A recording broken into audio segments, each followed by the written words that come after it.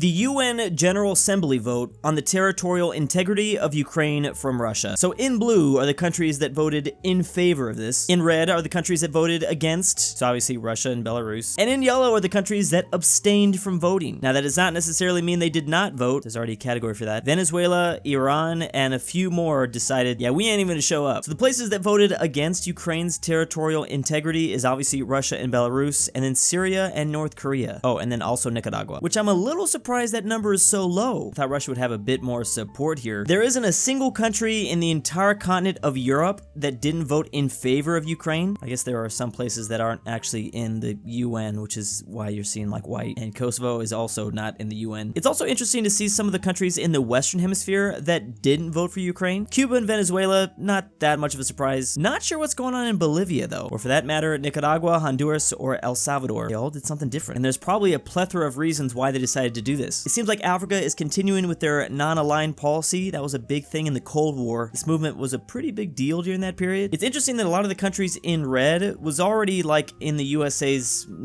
top enemies list. So I think during this vote, they were probably just thinking, we ain't got nothing to lose. The most popular anime in each country. And even if you're not an avid anime watcher, you'll probably know at least one of these. We have Naruto, Pokemon, One Piece, and Dragon Ball. Wait, are we talking Dragon Ball or Dragon Ball Z? So this is the most searched of the 4 animes in each country according to Google Trends. Now we here in North America, big Pokemon fans, and it seems like most of Europe as well. Although the new Cold War borders have been drawn, World War III will break out because of anime. These red countries are more fans of Naruto. Everyone makes fun of me for pronouncing that. Am I pronouncing it right? Naruto? Naruto.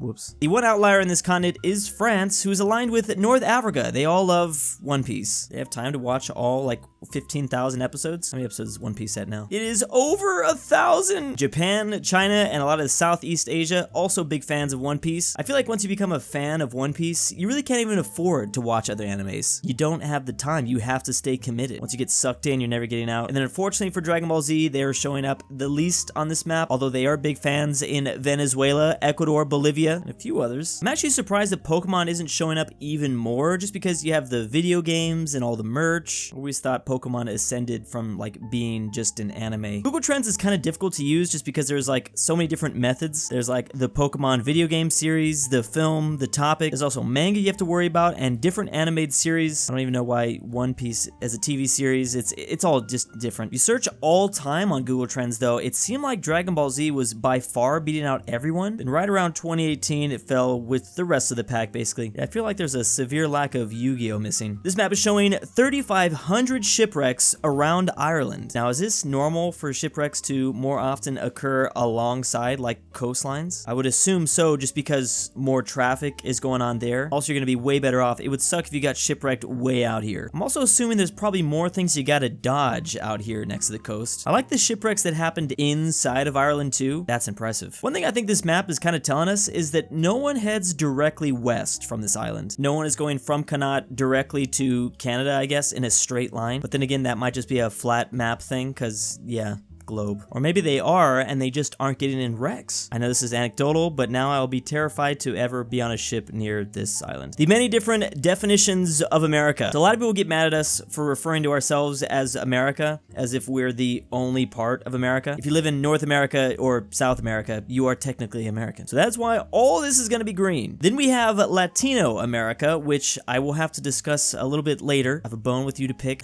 There is Hispano America. I've never heard of that Hispano exactly. But this is all these Spanish-speaking parts of America, basically all the areas that Spain colonized. And then finally, Ibero-America, which is similar, but this is only including the countries which were colonized by Spain and Portugal, or the ones that speak Spanish or Portuguese. Ibero, I'm assuming, is referring to the Iberian Peninsula. So that is why places like French Guiana and Haiti aren't included. They are included if you're talking about just the Latino America map, but I think there are some Latinos you're forgetting about. Some very cold Latinos that enjoy syrup and mooses, and probably hockey. No, but I'm assuming Quebec was not included just because Quebec is not an independent nation. Quebec is under Canada. Because if you include Quebec in that map, does that mean you have to also include Louisiana? Louisiana was also colonized by France. There's also a lot of French speakers there. But it's actually not just Louisiana. In a lot of the states in New England, at least 10% of the population can speak French. Now, it's probably as a second language, but they still can. A lot of Canada can speak French. Actually, when it comes to the US and Canada, the lowest speaking area out of all is Hawaii. Less than 2% can speak French there. It's one of those things that's like, I probably should have known that. That's easy to predict. Although these numbers are still nowhere near Canada's Quebec at 77.5% of the population, but I'm sure this is not all as a first language either. Or perhaps it is because I'm getting different numbers. This is saying 85% of Quebec's population speaks French at home on a regular basis. Possibly French as a first language is 71%. So as for now, unless like Quebec gets their independence or something, this is what things are looking like. Always do like seeing Suriname and Guyana, two places that are oftentimes confused that they're a part of like some of these groups, but they're actually not. These two small places in South America speak English and then Dutch. I've made that mistake several times, including them in Latin America. Mexico has an enormous soft drink addiction problem. So places like India and Indonesia literally never drink soda. I didn't even know this was possible. How could this be? Places like Pakistan, Nigeria, and China also doing pretty good. There seems to be a bump between Japan and Brazil, but still not as bad as the USA and the rest of Mexico on average. One person is consuming over 100 liters of soda a year. I'm assuming soft drink and soda is the same thing, right? Oh, not necessarily. Soft drink just refers that it doesn't have alcohol in it because, yeah, the hard drink. I didn't even know that. Like hard lemonade, wow. Soda is just like carbonated. So technically speaking, this part of Mexico maybe is just consuming a lot of milk.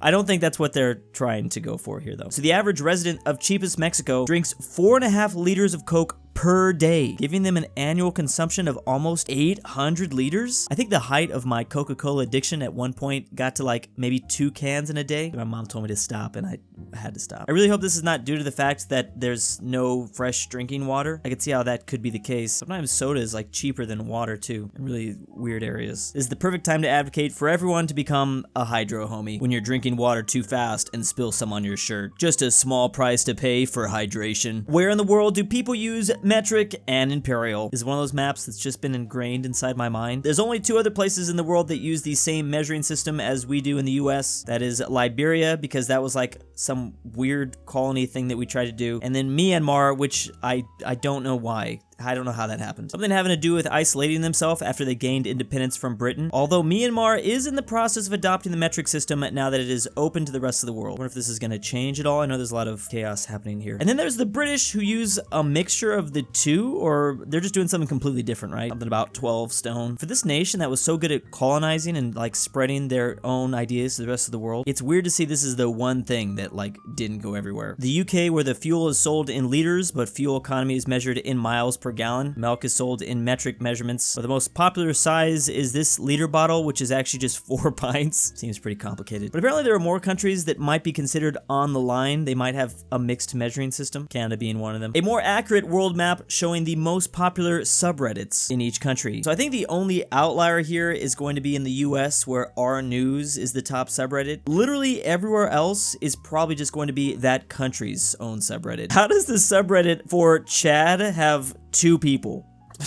There's no way. We can change that right now, boys. Now, sometimes there are places in the world that don't have like just their official country's subreddit as the top. For instance, we have Casual UK with 1.3 million subscribers. Wait, I think I found a number worse than Chad's. Did this one get banned or something? How is there 30,000 people following the North Korean subreddit? I'm guessing this is just people wanting to hear news about North Korea. I think it's normal for people to be kind of obsessed with this place. I understand. I had no idea RPNG would be Papua New Guinea. There's actually some other acronyms like Bosnia or North Macedonia. And there's Germany, just DE. How'd they get that one? Ukraine also has a lot of followers because of, well, everything going on. It's definitely safe to say that if you follow one of these subreddits, you don't necessarily live in the country itself. You might be from Sweden, but you're about to take a vacation to Brazil, so you join this to see what's going on. A map of Paris in 1422 overlaid with modern day Paris. And as you can see, clearly things haven't changed that much. I really wish I would have like seen this prior. I could have like touched the ground and felt the thousands of years of history. That would have been totally normal too. I don't think anyone would have thought thought that was weird. I'm sure a lot of things have changed infrastructure-wise here, but it's also just crazy to see how similar things are from this 600 years ago. And this is way before so many of the iconic Paris structures were built, way before the Eiffel Tower and the Notre Dame Cathedral, way before the Arc de Triomphe. Wait, sorry, didn't mean to include the Notre Dame Cathedral. But explain why that was like so much smaller than the other things I was seeing. This map of Europe showing its topography, and I always like to see this because it explains so much of the past. Every time I see a map like this, I'm always shocked just how flat everything is out here, which explains why there was so many invasions happening back and forth. Kind of hard to invade places which have a lot of mountains. I'm looking at you, Switzerland. It's like a special ability they have. Now you can be flat and yet not get invaded constantly. You just need to have an English channel. Also, I know that Norway is just entirely a massive mountain range, but I'm still always shocked that it is just entirely a massive mountain range. So many of these places, population density explained why they have their cities built where they are built. Countries of the world which use the Cyrillic alphabet. So in the dark red, these are the places that still use the Cyrillic alphabet. We have Russia, Ukraine, Belarus, but then also 4 nations in the Balkans like Bulgaria and Serbia. Then there's another category where Kazakhstan and Mongolia sit. They currently use it, but they're in the process of getting rid of it. And then the countries in the beige have actually gotten rid of it. So all of Central Asia used to be under the USSR, so it's not a surprise they used to use the Cyrillic alphabet. Mongolia is a little shocking though, although Mongolia was basically like a puppet nation for a while there. I had no idea Mongolia uses the Cyrillic alphabet though. Have I never seen like text in Mongolia before? They do have a Mongolian script though. They were introduced to the Cyrillic alphabet in 1946, yeah. So it's not really their historical alphabet. So the places that are trying to get rid of it probably had something else in place. They're trying to go back to their old methods. Actually surprised that more of the old Yugoslavian countries didn't use the Cyrillic alphabet. Not even when that was still a country. Also apparently Romania might have formerly used it too. I wonder if it was kind of a hybrid for a lot of these nations.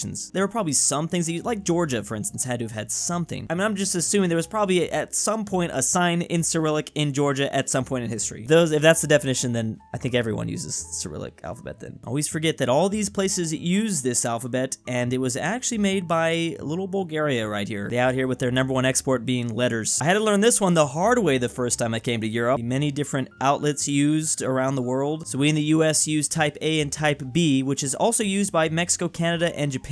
We have type F, which is used by most of Europe and Russia, which Russia is in Europe, but okay. Type E, which looks like the whole type A and B again that we have. It's very similar, but it just has like an extra port. France, Belgium, Poland. Type D, which is only in India. It's like a massive circle. Australia, Argentina, China, and New Zealand? Those the 3? That's a strange combination. Luckily, there are like universal outlets now. Like that's probably our greatest creation in the last 100 years. Italy and Chile. Again, what a random combination of countries. There's type C, which how is that different than type F? Oh, there's just like, I don't know, it's similar. You could probably still use things, right? Some of them can still be used, possibly. I had no idea about any of this. I just showed up to Europe the first time, and I was just like, what is this? No one prepares you for this. And then like all your devices die and you're stranded. And big thanks to Why Am I Doing This? $20 is a lot, Drew. aPhatNarwhal, Barnsky W, Drew's Argentinian grandpa, Chris3773, DannyThyGamer, GoodOldRyah, istoledrewspetdog, Jakov, bruney, LuxembourgLover, Bjorkman, Phresh Animations, RyeThePie, the Polish-Lithuanian Mexican Commonwealth, 760, Twickenhamster, Veiotic, ZaneyBoi.